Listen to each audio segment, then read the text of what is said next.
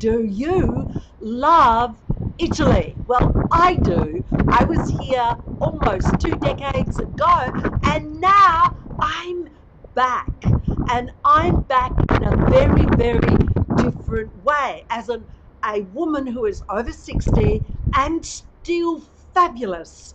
And I would like to share with you what I am up to in Italy this time. But first, I'd like to play for you a video. And in that video are 4 important messages. Please, please take note, because I believe that every single one of these messages, even if you only chose one, will make sure that you start to live a better life. And isn't that what we all want?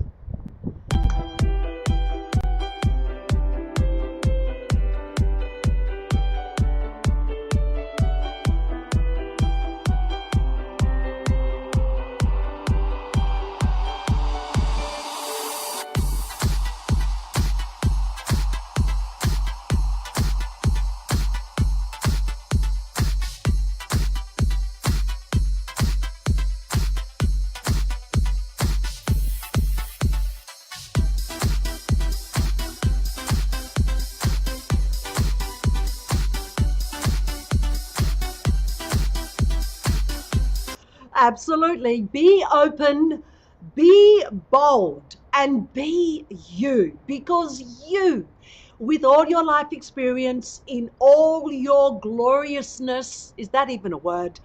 It is now. I've made one up. But that is what the English language is. How do I know about the English language? Well, I am a native born speaker, and I'm currently here at a workaway experience in Italy, and I am assisting Italian school teachers with their English language classes. And in those classes, we have children aged from around 10 to young teenagers. Now, oh, what a lot of fun that's been. So how different are Australian school children to Italian school children? So for those of you that don't know, I am an Australian woman who is traveling around the world. My aim is to show that you as a solo traveler can do this, and you can do this safely, and you can see such amazing things, meet incredible people.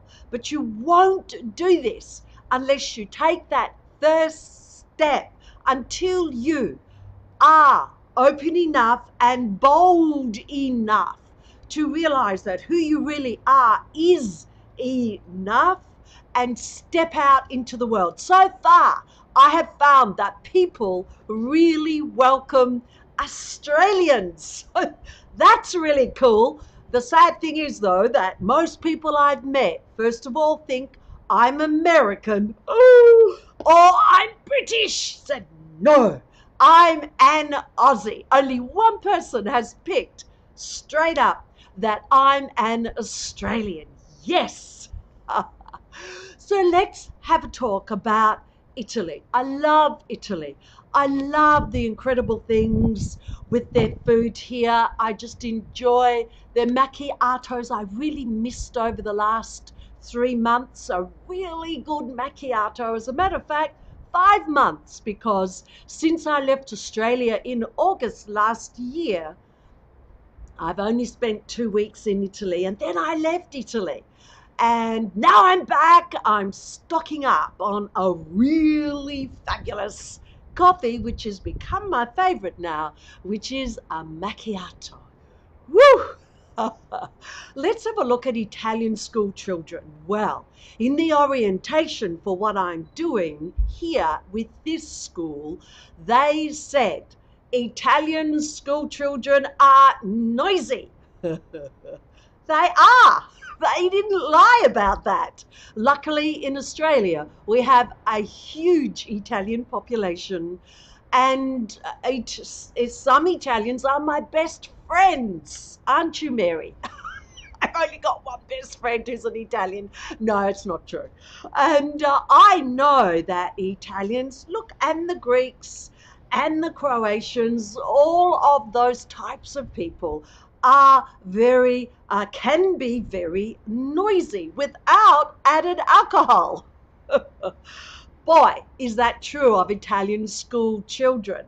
So here I am after my first day assisting Italian school teachers. I never get a headache. I almost had a headache. Oh boy. I thought, gee, could I do this full time?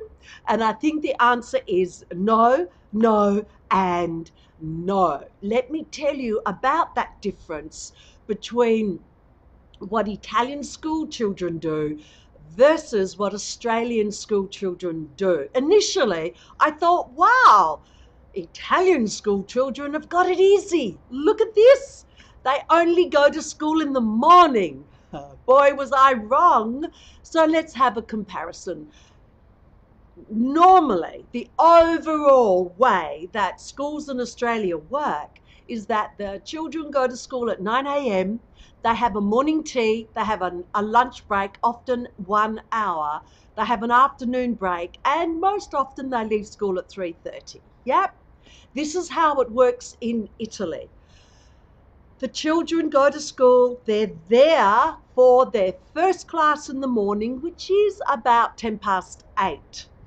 And then they attend for 5 classes. The classes are about an hour long, and there's a 10-minute break in between each hour-long class. And sometimes those school children have to go to a new class in the school, a new classroom. So they have to pick everything up and traipse along, get to their new classroom, settle in, go to the loo, perhaps have a quick munch before the new teacher or the next teacher is there ready for them. So this is a pretty active school with the movement anyway, but I want you to think of that. They start at just after 8 in the morning, and they go right through with only that quick 10-minute break between each hour session. There are 5 of them, and then they go home. So they normally leave at about 1:10. So initially I thought, oh wow, that's easy. But when you think about it, their time in the room is very comparable at this stage to what Australian school children do from 9 to 3:30 and all of the breaks that they have. But here's the clincher. Italian school children up to the age of 13 not only do that on Monday, Tuesday, Wednesday, Thursday, Friday, they also go in on a Saturday morning and do the same thing. So do Italian school children work harder as far as hours put in the classroom? Absolutely yes. So here I am back in Italy almost 2 decades after my 50th birthday gig here, which was very different. It was a 7-week backpacking trip around Italy and the Greek islands. And what I do in these classrooms is I share with these children my experiences as an Australian, why I travel, why it is so important for me. And you know, one of the biggest pluses is to not live in fear of other cultures. Because if there's one thing that I have learnt in my travels is that we all bleed red. I actually knew that before I left. But mothers everywhere, from what I can see or have seen in the countries I've visited so far, they all love their children. Dads all love their children. They work for them. They cuddle them. They look after them. Their dreams are very similar to the dreams that Australians have. And when we think about it, what is an Australian? We are such a diverse culture in Australia. I think I remember a poster in Australia once, and it said something like, in Melbourne alone, we had 247 different cultures. So we are diverse, absolutely, for sure. But the truth is that when you have the courage to step up and step out, step foot into different countries, you will have a new world open to you. How do I know that? So, do Australians have a good image abroad? Well, yes, they probably do, but not if you go to Bali, not if you go to Thailand. What image do Australians generally have abroad there in those two countries, let alone other countries? They certainly have an image of drunken louts, yobbos, and I'm not a drunken lout or a yobbo, so it's my job to show that there are other types of Australians. So what else do I love about Italy? I love the fashion. You know, you're not going to believe this, guys, but it's a bit chilly out here, but look at this top. Isn't it just incredible? This beautiful green. This cost me €1. And €1 is about $1.60 in Australian money. What else do I love about Italy, apart from the coffee and the fashion and really the people? The other thing that I love about Italy is the way that they cut your hair. Now, you probably haven't noticed, but I have a new haircut. I had it cut yesterday, and yes, I kind of like it. And how much did this haircut cost me to get the regrowth, the all over color? And she was meticulous in fashioning my hair, in styling it. How much did this cost me? I've already figured it out once. Oh, and a blow dry, 45 Australian dollars. So eat your heart out, Australia. It always costs me a lot more than that there. So the third thing that I want to share with you today is my workaway experience. It is amazing here in Civitanova,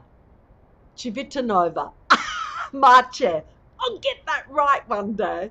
And it is wonderful. My host family are incredibly supportive. They're Italian Russians or Russian Italians. So I'm not quite sure what should come first.